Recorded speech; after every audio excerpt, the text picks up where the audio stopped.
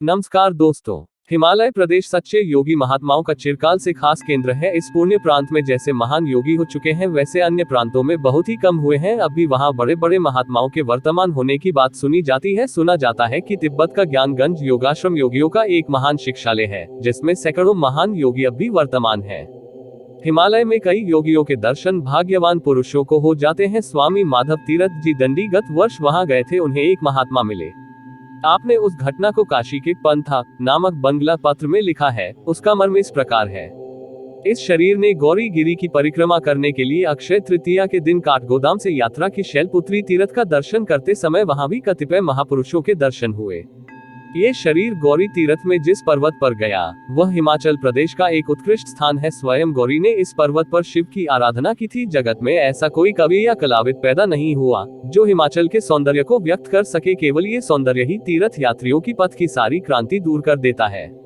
और भी दो एक पहाड़ी गौरी के दर्शन के लिए जा रहे थे। उनसे मुलाकात होने पर इस शरीर ने पूछा कि यहाँ कोई साधु महात्मा है कि नहीं, अगर है तो कहाँ पर। उन लोगों ने उंगली का इशारा करके 3-4 स्थान दिखा दिए। वे सब प्रायः 3-4 कोस की दूरी पर थे। फिर दिखाकर उन्होंने कहा, उस पहाड़ पर कभी कभी एक महापुरुष आकर रहते हैं। जो स्थान समीप में दिखाया वह भी बहुत ऊंचा था, परंतु महापुरुष के दर्शन की आकांक्षा अत्यंत बलवती होने के कारण इस शरीर ने उस पहाड़ पर चढ़ना शुरू कर दिया। वहां पहुंचने पर महात्मा के दर्शन मात्र से ऐसा मालूम हुआ कि आप कोई महापुरुष हैं। दिव्य दर्शन है। एक छोटी सी गुफा में वे महात्मा पद्मासन लगा कर बैठे थे। नेत्र बंद थे, श्वास भी शायद बंद था। सामने 5-6 हाथ की दूरी पर एक सूखा हुआ वृक्ष पृथ्वी पर पड़ा था। उसमें आग लगा दी गई थी। इस शरीर की उपस्थिति की बात शायद महात्मा जी को मालूम नहीं हुई, परंतु झोला कंबल रखकर नमो नारायण का उच्चारण करते ही उन्होंने नेत्र खोलकर इस शरीर को देखा और उसी क्षण पुनः नेत्र बंद कर लिए। उस समय मध्याह्न का समय प्रायः बीत चुका था। सूर्य देव पश्चिम आकाश में ढल चुके थे। प्रातः काल से पर्वत पर चढ़ते चढ़ते शरीर भूख प्यास से क्लौत हो रहा था। पर्वत पर पहाड़ियों के घर हैं, परंतु शरीर वहां जाने में अशक्त था। झोला कंबल वही रखकर, झरने में हाथ मुंह धोकर, अंजुली पानी पीते ही शरीर बहुत कुछ स्वस्थ हो गया। कंबल बिछाकर गुफा के बाहर आसन लगाकर यह शरीर आराम करने लगा। महात्मा जी के यहाँ भोजन आदि का कोई बखेड़ा किसी समय नहीं होता। ये बात उनके सामान को जो वहां था देखने से ही मालूम होती थी। अतः सहज ही धारण हो गई थी कि वे भोजन नहीं करते। दर्शन तो हुए, परंतु दर्शन का आनंद नहीं मिला, क्योंकि वे मौन थे। अन्य दिनों इस शरीर के झोले में चने का सत्तू और गुड़ रहता था। देव संयोग से ये भी आज नहीं था। अतएव ये निश्चित था कि आज भोजनादि की कोई व्यवस्था न हो सकेगी। सोचा संध्या के पहले बस्ती में जाने पर जो होगा सो होगा। नारायण का स्मरण करते हुए समीप बैठकर महात्मा के दर्शन करने में समय बिताने लगा। उस समय शरीर भूख के मारे व्याकुल था।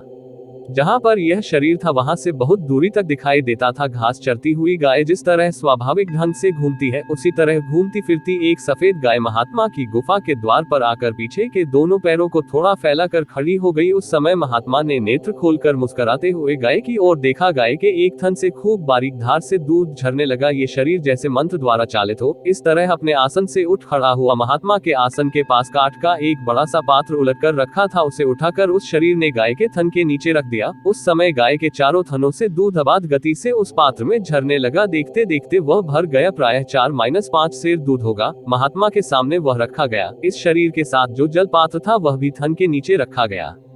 तब महापुरुष ने माय माय कहकर 2 बार उच्च स्वर से पुकारा। उसके क्षण भर बाद हवा का शब्द सुनाई पड़ा, मानो दूर से आंधी आती हो। ये शब्द कहां से आ रहा है कुछ समझ में नहीं आया। क्षण भर बाद मालूम हुआ कि महापुरुष की नासिका से श्वास बाहर निकल रहा है। देखते देखते उनका स्थूल शरीर अत्यंत कृश हो गया। इसके बाद उन्होंने दूध का पात्र मुंह में लगाया और सारा दूध चढ़ा गए। इस बीच दूसरा पात्र भी भर गया और वे उसे भी खाली कर गए। पुनः उनका पात्र स्तन के नीचे रखा गया और दूध से भर जाने पर वे उसे भी पी गए। इस प्रकार दूध के 3 पात्र वे पी गए। अब दोनों पात्रों का दूध पीने के लिए महात्मा जी ने इस देह को इशारा किया। आदेश होते ही कमंडल का दूध पी लिया गया। महापुरुष पात्र का भी कुछ दूध पिया गया। पेट में और स्थान न रहा। अपूर्व स्वाद था दूध के। ऐसे माधुर्य रस का अनुभव और कभी नहीं हुआ था। असीम तृप्ति हुई।